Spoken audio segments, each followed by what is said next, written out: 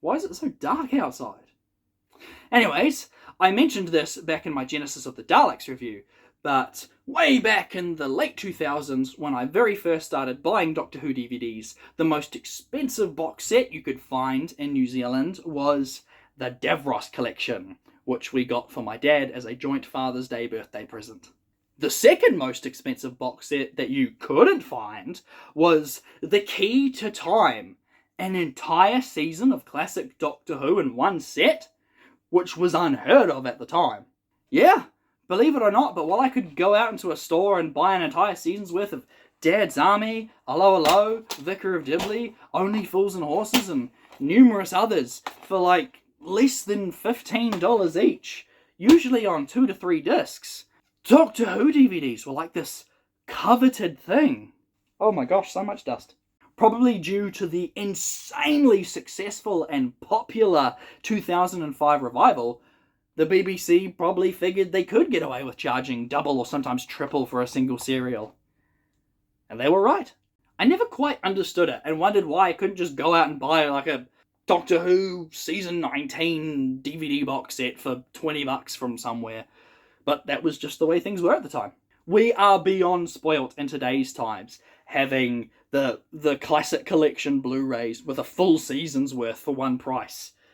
Well, we were until they stopped selling them in New Zealand and Australia, but all this to say, The Key to Time being an entire season of classic Doctor Who in one set was like this mythical thing for me and my buddy Andreas. We both collected classic Doctor Who DVDs at the time, and we never saw it available on a store shelf anywhere. Although, an old primary school friend of mine, who took the same bus to school as I did, mentions that you could rent the Key to Time DVDs individually from the Palmerston North Library. A dubious source, but I trusted them. What a sign of the times. Well, needless to say, I never made any effort to track it down, until, that is, I started this review series back in 2021, where I ended up paying far more than it's worth to get a sealed copy off Trade Me, where it sat proudly on my shelf until today. Now I can finally start the review.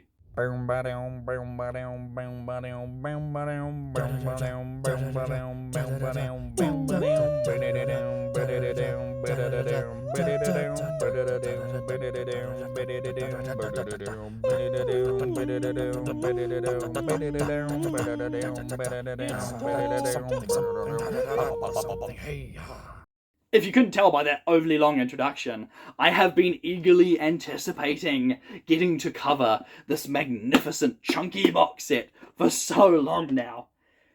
Actually, this has got to be like the last classic collection they released on Blu-ray, right? Being the only classic season released on DVD. So, yeah, don't expect a Season 16 Classic Collection Blu-ray to be released anytime soon, folks.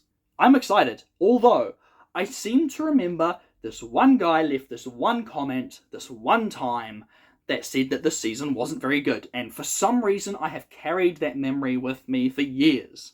Sometimes that's all it takes.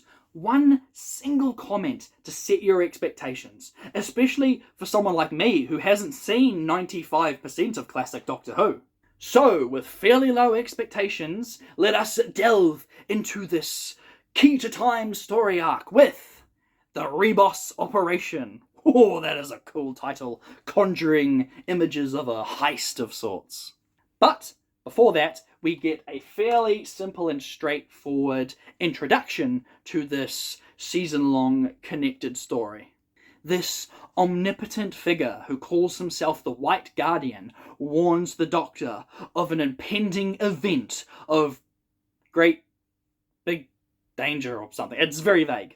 And that the Doctor must scour all of time and space to locate 6 pieces of this mythical key that holds the power to freeze time, or something. Again, it's pretty vague, but who cares? That's how you set up a season.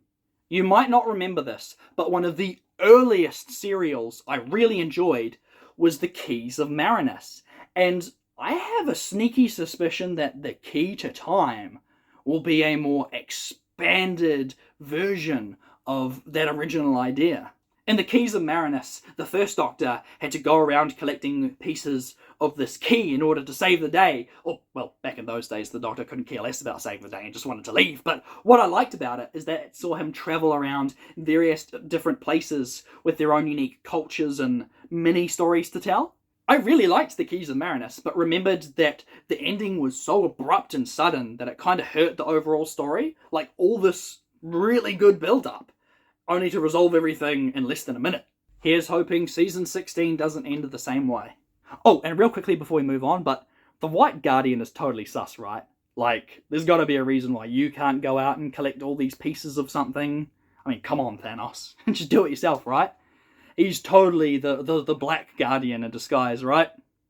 If not, then that's 100% got to be the plotline of the Black Guardian trilogy, which I also haven't seen, so no spoilers, please. So, the Fourth Doctor, the newly introduced K9 Mark II, still voiced by John Leeson, and newcomer Romana set out to find the first piece of the key to time. Don't take a drink every time I say key to time, you will die of alcohol poisoning. Romana, short for that, played by Mary Tam, is a fellow Time Lord chosen by the White Guardian to aid the Doctor in finding the pieces of the key to time. Although, if the White Guardian is sus, then why would he choose someone to help the Doctor? Anyway, that's just me having theories. So far, she seems to be portrayed as that kind of character archetype of someone who is very clearly intelligent, at least in the way of education and studies, but lacks in that real-world experience. She boasts about being top of the class back in the academy, or something along those lines, but clearly has a lot to learn in terms of, actual adventuring. Actually, now that I think about it, perhaps they're using Romana as, like, the mirror opposite to Leela. While Leela was a primitive savage who was all instinct, Romana is, like, a nerd that needs to touch grass more often. Probably due to her being much younger than the Doctor, only in her 170s. Speaking of Romana's age, this prompts the Doctor to reveal that he is 759 years old. Which is strange because he was only 450 back in Tomb of the Cybermen. How many unseen adventures have you had, Doctor? Or worse, how long were you exiled on Earth for? Oh, you poor Time Lord. Anyway, just a nice bit of Doctor Who lore for you. Although I have been told by Andrew Bowman to not focus too much on the Doctor's definitive age, because apparently it contradicts itself, so there's that. Right, so, the Ribos Operation, simply put, was delightful. A really fun watch. I really liked the characters, the simplicity of the story and how it was executed. There was an intriguing con going on with a grifter attempting to sell a planet to a royal. Deception, deceit, betrayal, all that good stuff. It actually reminded me quite a lot of early Game of Thrones, what with all the groups and their different agendas, using each other and backstabbing one another. Huh. And they even had more rocks fall and crush some characters than that infamous scene from the final season of Game of Thrones. That's also on my channel. It's a credit to the strong character writing and their performances. I also really enjoyed the wildly different accents that the con men use. It made for a bit of fun. Actually, it might just be me and my face blindness, but I reckon this character could easily be an ancestor or a distant relative of Nardole, because he is a dead ringer for Matt Lucas, just with hair. Right? No? Just me again? Okay. Speaking of not seeing clearly, Romana hides behind this thin, flimsy thing, right? So how the heck does this guy not see her? Like, she's standing 5 feet away right in front of him. Ah, well, nothing's perfect. Like the dragon creature thing.